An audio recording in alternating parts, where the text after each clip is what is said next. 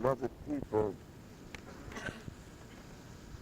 the main thing in today's bulletin, as far as announcements go, is that, of course, Wednesday of this week is Ash Wednesday, and it is the beginning of Lent.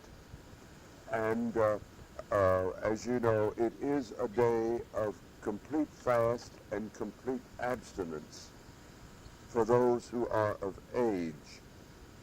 The other directions concerning Lent, I think, are in this week's bulletin, attachments that you have. So, of course, you know to read those over for how to interpret these regulations of fasting and abstaining and so on.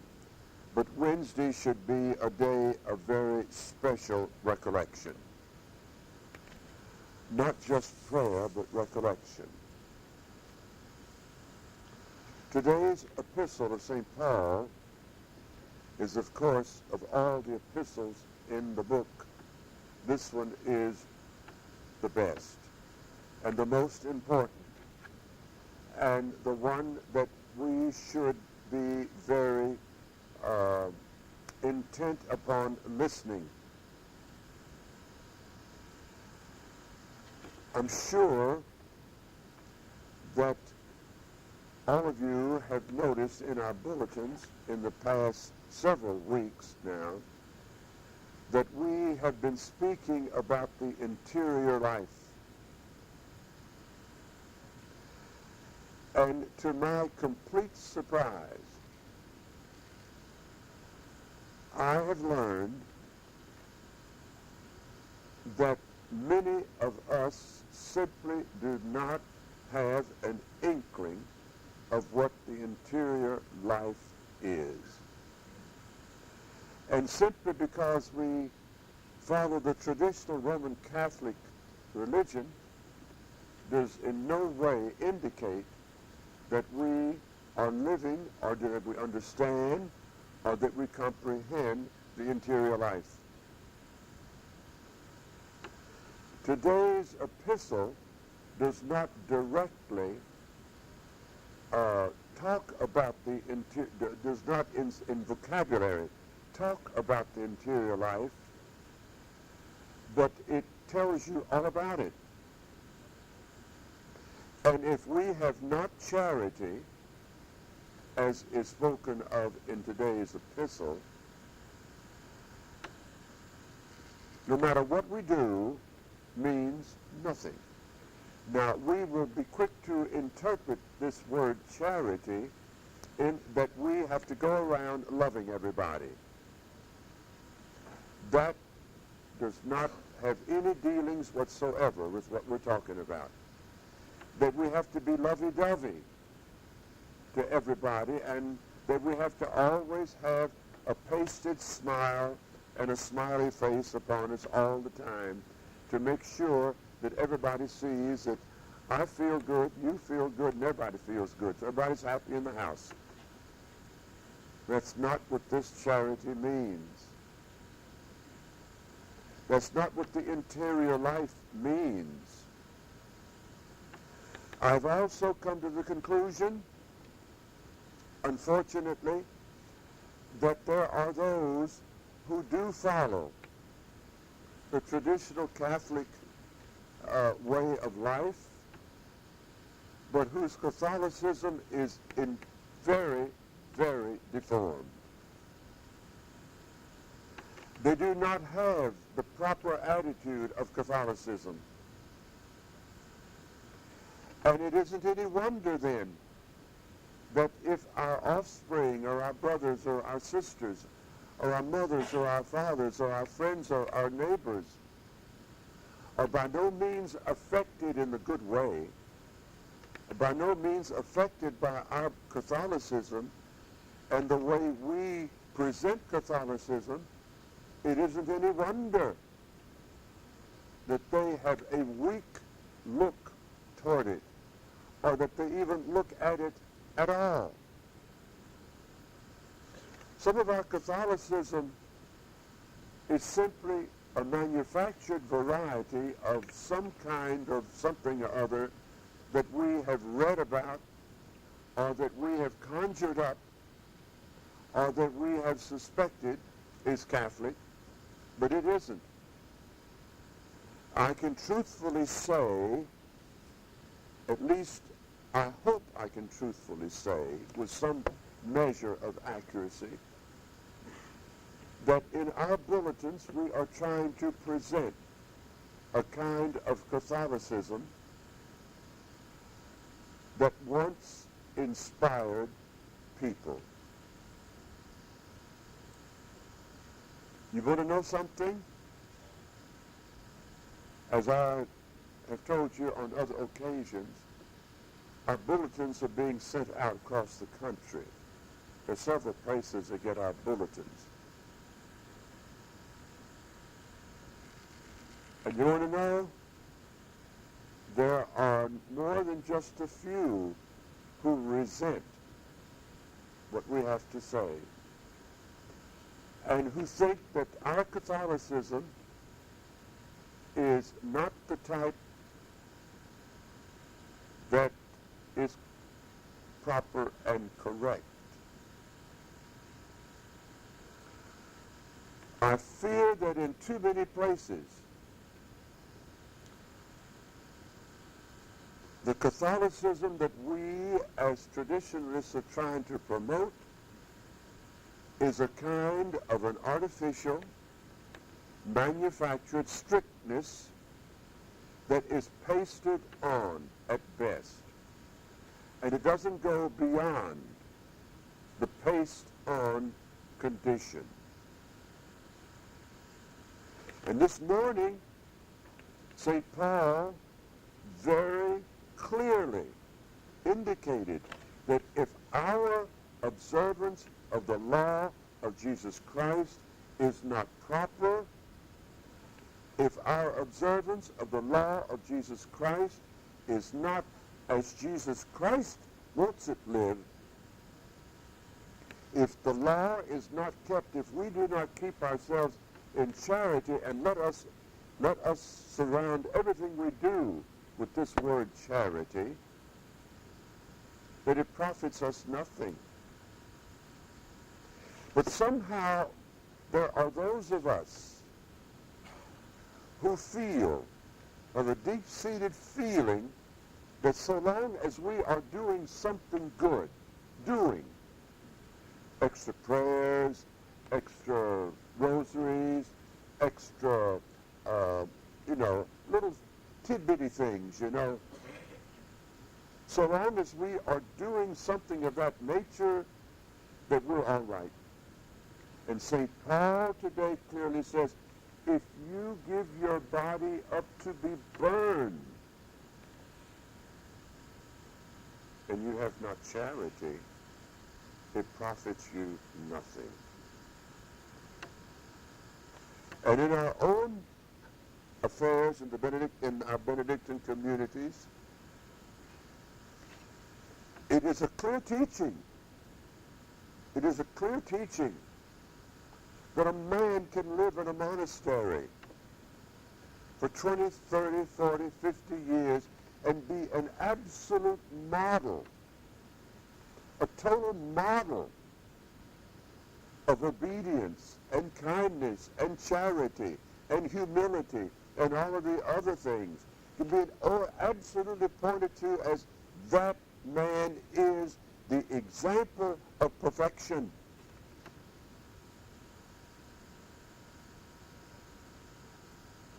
And it is totally possible that that man can go to hell. Why? Because all of his activity was simply an external activity. And this is where my traditionalist brothers are opposing me.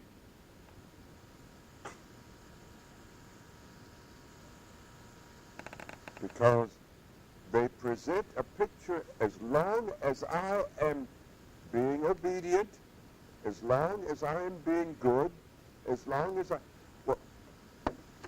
there are plenty of people outside that for purely natural reasons are good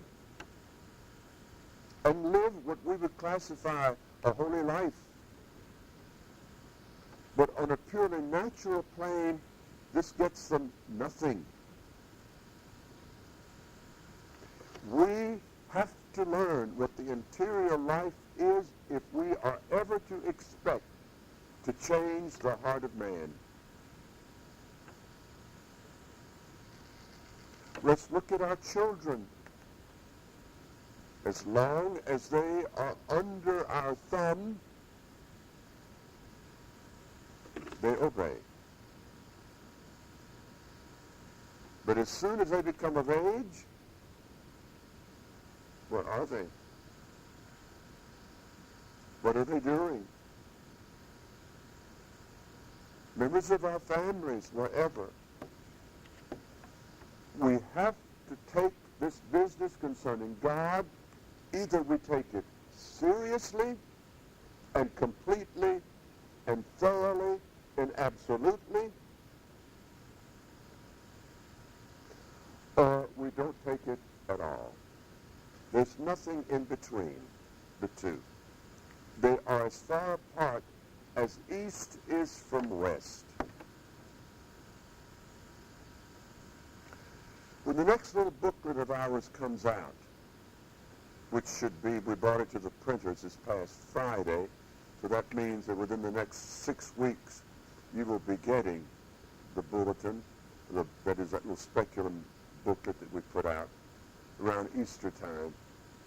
We will be seeing and reading the suggestion that we should go and visit the Holy Family. In the Holy Family's house. We should bring ourselves to go there. And we should, after all, the invitation is a standing invitation anyway. It's a matter of us doing it and visiting. And we shall see there what we should be doing, what we should be acting, how we should be acting. Not just on an hour's time on Sunday or whatever, but let us carry our lives all the way through the 24 hours. As we look inside the house of the Holy Family, as we look at Jesus, as we look at Mary, as we look at Joseph, 24 hours a day, 7 days a week, 24 hours a day, 7 days a week. Did any one of these three ever stand out for anything at all? Did they stand out? Oh, look, oh, that's a holy place over there. Those people are holy Joes, you know. They're not my kind. They're not my variety. Did you ever see hysteria in there? Did you ever see immodesty in there? Can you imagine?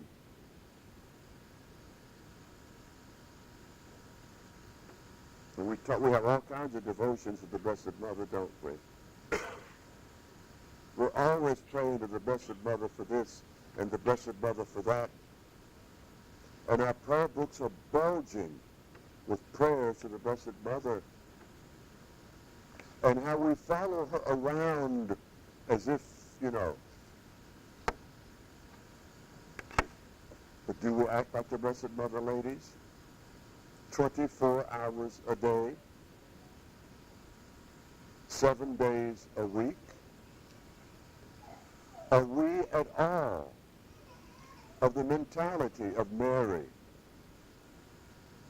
Let us be honest with ourselves. That's the thing we must learn to do, is to be honest with ourselves. And it is time When I was a child, I thought as a child. But now I'm not talking to children. I'm talking to full grown-ups. Do we, the women, act like Mary 24 hours a day? In the kitchen, on the street, in the automobile, in the bedroom, wherever a woman goes and takes her steps in the course of a day's time. Is our religion only at certain moments, and then do we forget it? And then do we become and turn on another personality? And the men, as they look at St. Joseph, and of course there again, our books are bulging with prayers to St. Joseph.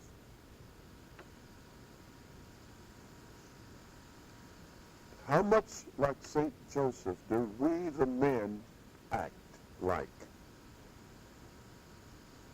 What is our temper? As we too must walk 24 hours a day, 7 days a week.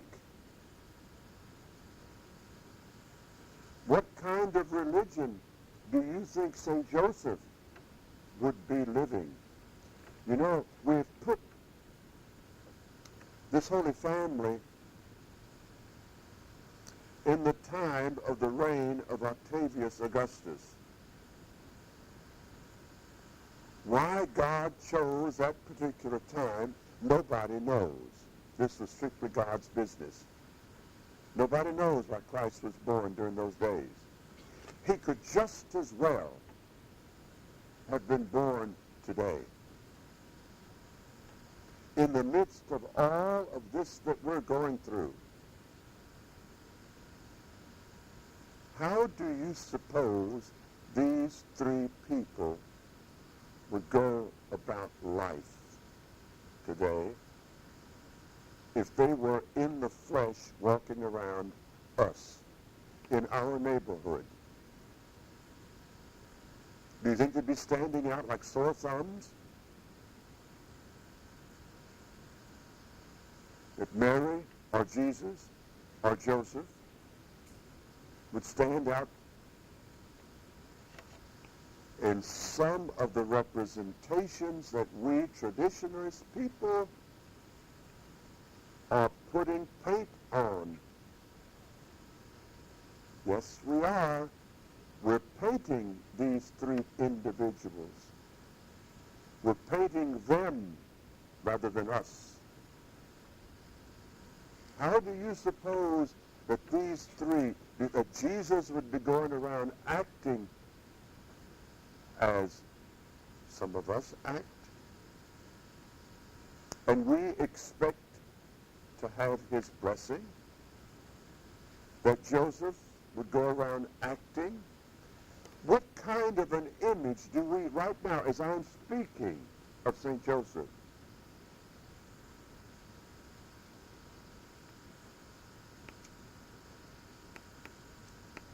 what would he look like in your own mind's eye, in your imagination? How have you got St. Joseph figured out?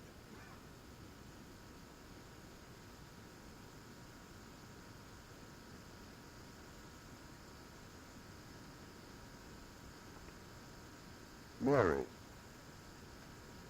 How have we got Mary figured out? If she were to walk in here right now,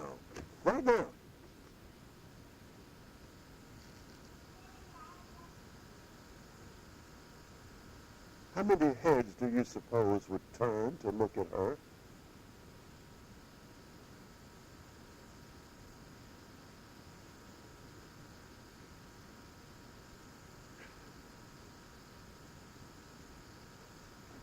Of Christ himself would walk in here right now, in the flesh. Just walk in here and pay us a visit and be sitting amongst us. How many heads do you think would turn to say, wow, who is he? Let's get honest, my dear people. We have distorted, and we're being taught to distort. And some of the pictures that we could be, some of these distortions that we have even of God Almighty himself. If God Almighty is as some of us picture him to be, I speak as a fool. I'm not terribly sure that I would be interested in him.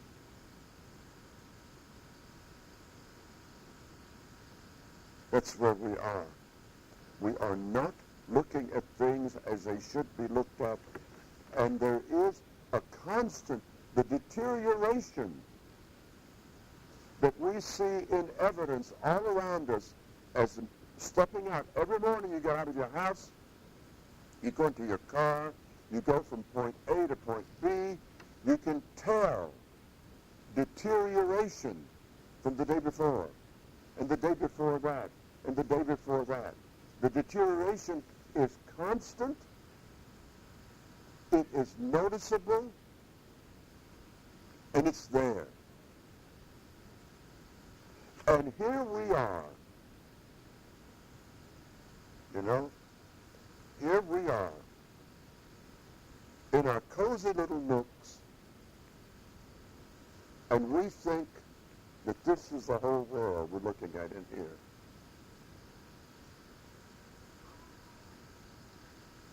Pouring a drop of water in the Atlantic Ocean would cause as much of a turmoil. But we satisfy ourselves to say that that drop will eventually cause a tidal wave. Makes no sense. It starts with me. I am the one that I must conquer. Not my neighbor, not my brother or my sister or my son or my daughter. I must be the one that must be conquered first. And if I can conquer myself first, you can bet that there's somebody that is looking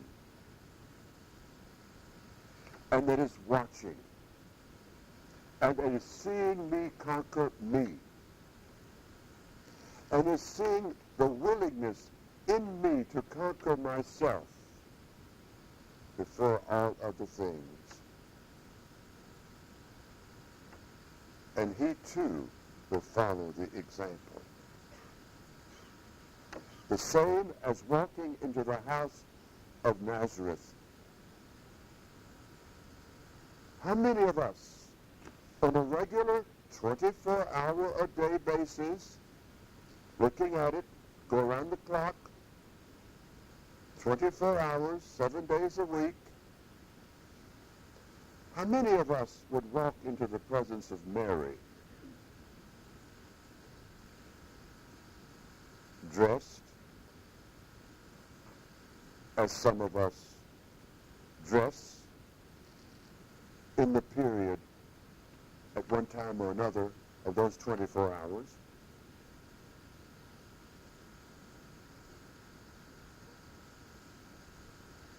Could we bring ourselves to walk in the presence of that awesome person? Or Joseph? I'm not speaking that we should dress with, the places today. I understand that there is somebody at the door who measures every female that walks into the church for clothes to see how far down the sleeves come, if they're an inch too short, or the neckline is an inch too low, or the knee length is an inch too something, that they're not allowed. And I'm not speaking of that foolishness, but there are plenty of places that are doing just that today. And we call that Catholic. That's not Catholic, my dear people. That's not Catholic. If Mary would walk into this room right now and sit amongst us right now in the year 2000, she would be dressed as we dress today, and it would be totally proper. Completely proper. Above criticism, above notice, above everything. But you walk outside and look at our women. How do we dress on Monday, Tuesday, Wednesday, Thursday, Friday, Saturday, or Sunday afternoons? You know? I speak of women. I'm not on women today. I'm just as much on men as on women. But we have got to keep this Catholicism as it affects our interior being. If we are obedient interiorly, we are automatically obedient in all of our actions. If we are humble interiorly, our exterior activity of humility is not a paste-on. If we are pure interiorly, we do not go about doing pure-looking actions. Those are empty actions which mean nothing. At the slightest provocation, we're off and running. An interior person cannot be pushed to one side or another of an action, because it is his very being to be good, to be humble, to be patient, to be charitable, to be pure. And you want to know? I'll close with this.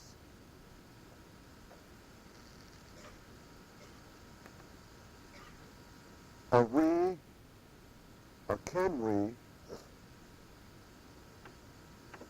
as a group of people, others, of course, involved, can we truthfully say that within our hearts we have ingrained happiness? What is our happiness level? 24 hours a day.